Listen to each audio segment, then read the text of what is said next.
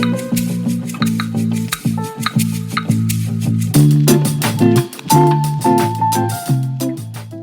right, this is the 416 podcast. This is the interview series. Wayne and Cindy Rogers. Cindy is behind the camera. And I'm with Bernard Fleming from the Cross Creek congregation in Fayetteville, North Carolina. And we got here this past Sunday, and we have had just a wonderful, wonderful week. And so I asked Bernard if he would to sit down with me and to talk about the work a little bit. But I just told him I have a couple of questions that I wanted to ask. And so, but I'm going to give you an opportunity first to tell me a little bit about yourself and your family and maybe your role here in the congregation at Cross Creek. All right. Well, I'll try and keep it short. But I initially was baptized into the church in 1985. And one of the first things that I was enamored with was a gospel message directed toward eldership. And I said, you know what? I want to be an elder one day. At the time, I was single, just got baptized. So I had a lot of work to do. And so with that, I did marry Linda, and we have 4 children. They're young adults now. All of them are members of the church.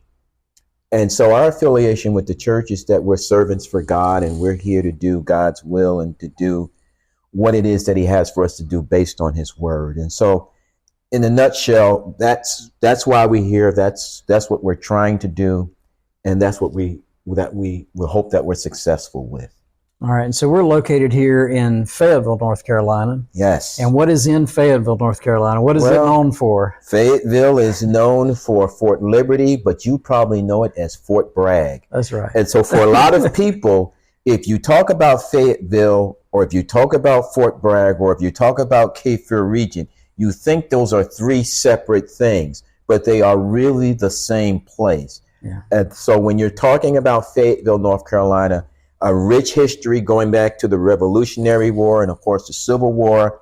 But it is right now the home of Fort Liberty, where the 82nd Airborne and our Air Forces will go out and defend our country. So it is a very patriotic place. It's a place of hardworking people. And it's a place of people who are serious about the things that they do. And so the church has been here for a while, and the church will continue to be here. And so our hope is that we can be a conduit of making sure that God's will is done.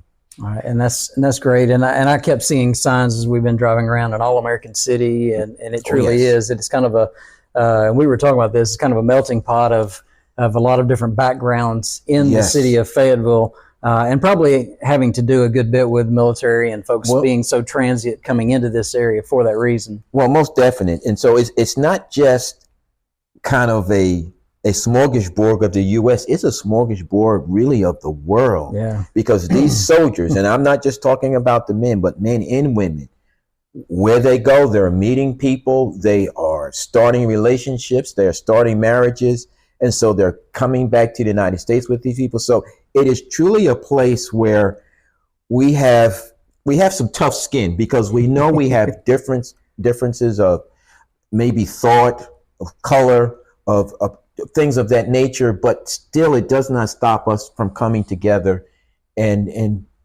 being Americans first and foremost, but looking out for our neighbors. And of course, our cause for Christ is very important to us. And so it's very important that we are here at Fort Liberty, formerly known as Fort Bragg.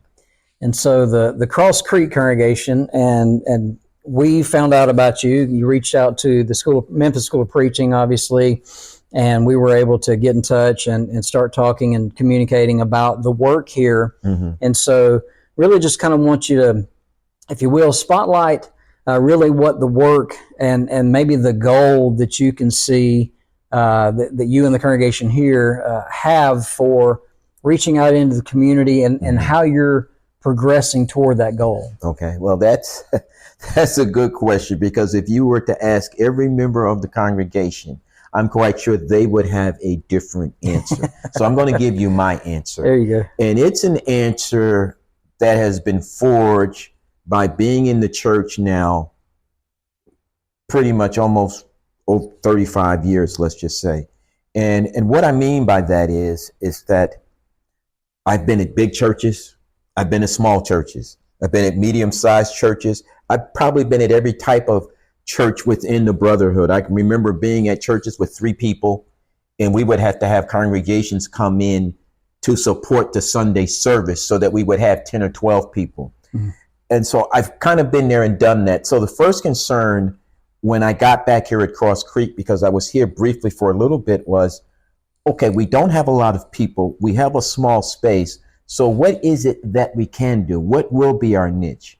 And the thought that really came forward was that we wanted to evangelize. We really wanted to be those servants of God that went out and promoted the gospel, and promoted the gospel by not only advertising it, but teaching classes, starting small groups, helping anybody that we could that is about the Lord's business. And so with that, there have been some growing pains. So one of the things we found out was that when you only have, let's say, 10 people in your congregation, you are limited to what it is that you can do. So there has to be a focus. And I think where we're finally coming together at, for the few of us that are here at Cross Creek, is that we want to be a training site. Mm-hmm. We want to be a site where we can teach people the gospel, but then at the same point, train them to go out and to be teachers. So teach them the gospel so that they can be saved and be added to the Lord's church, but then in the same thought, helping them to be successful with their family, friends, and neighbors by teaching them to be trainers. And I believe that that's where we're going to go. And so the great thing that has happened is that we've had a mind that we want to reach out into the brotherhood, and we want to allow the brotherhood with the resources that it already has to help us. And then, of course, what happens when someone like Wayne comes to town is then you see how everyone is connected. So there were people that Wayne knew that maybe I didn't know that he knew, but then there were people that I knew that Wayne didn't know. So the whole thought was introducing him to them so that whatever it is that we can support each other with, let's do that. So if it's financial on our end, and it might be with a preaching or a Bible study on, let's say, Wayne's end, or something that another brother's doing, maybe they're going to help us with AV, or they're going to help us with our website. Our whole goal is God has given us everything we need. We don't need to make anything up. We don't need to recreate the wheel. And that's the thought here at Cross Creek. So even though we're small in number, we really feel mighty in what it is that we're going to do. And we are going to do it. And so that's really the direction for the church. But if you were to ask each member would probably have their own thought about what it is that they'd want to do. And yeah, that's good, because everyone should have a thought about what's important to them, not what's important to other people, because sometimes what happens is you're trying to do things because you think they're important to me, and then maybe I lose a little bit of, I get discouraged or something like that. Now you're discouraged. And so, no, the thought is let's work together. Let's come up with the best ideas that we can come up with, and let's try them. And if they don't work, then let's try something else. Right. And then let's keep working on the things and keep doing the things that we're doing well at. And the things that we aren't, well, we'll work on them, we'll train on them, or we'll do something else. So that's really the thought here at Cross Creek. We're keeping it simple. We're connected with the congregations here, and Wayne's kind of seen a little bit of that. So our hope is, as a little congregation, we can kind of encourage them to reach out a little bit more. And that's another thing that we hope that this congregation do, because we do have those connections with most of the congregations in the area. Yeah, and I saw that throughout this week.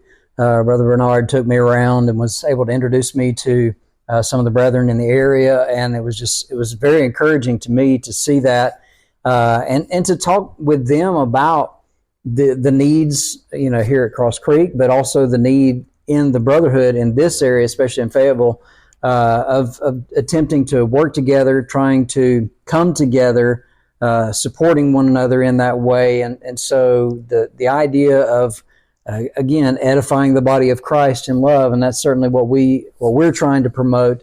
And so by coming together with the congregation here, we have been edified, we have been built up, and we hope we've done the same thing for you. And so when I think about ways people might be able to help, one of the things that we like to do, or we hope to do in this particular work is by highlighting a work like Cross Creek and say, okay, look, if you come to to the area of Fayetteville for any particular reason. Now, we were kind of teasing. You don't usually just come through Fayetteville. You have to really come to Fayetteville. This is intentional. So you got to be intentional if you're coming here. But if you are coming to Fayetteville, make sure that you visit the Cross Creek congregation. There's a wonderful family of God here that will love you the moment you walk in the door, and you will know that you're a family as we have. And so we're just so very thankful for them, and we're just glad to be a part in a small way of the work here, continuing to move forward. And we pray that God will continue to bless you in this work. Well, we really appreciate that, and we thank you both for coming. But you said something today, Brother Wayne, and you said that every congregation needs something. Some congregations, they have, a large number of people, and so they're doing a lot of different things, but even there, they need help. And so one of the things that we need to understand in the brotherhood is that we need to be there for one another. And we talked about this today in our Bible study that Wayne led, just as the early church was, and how they supported one another, and how sometimes it was the poorest congregations that were the most encouraging to maybe even the richer congregations. And so sometimes, like the thing that we had to get over was that we were small. And what could we do being small? And we realized that we have no limitations, because we can do all things through Christ who strengthens us. And so with that being said, we're going to move forward doing the best we can. We don't know where it's always going to end up at, Brother Wayne, but we're going to try and keep busy and stay positive, especially doing the Lord's work. Amen. So we're thankful for that. And thank you for coming and being here with us. It really, you don't know when you're out there in the mission field and you think maybe you're the only one, you got a few people that are dedicated, and then someone shows up and they help you, and then someone else shows up. And that's when you know that God's in control and that there's some godly people out there who are willing to do his work. And we appreciate Wayne and Cindy. So y'all look out for them and you help them. And what they need, you help them with. Now, that's from Bernard. I'll make me leave Fayetteville and come get you. I'm just kidding. Thank y'all for tuning in.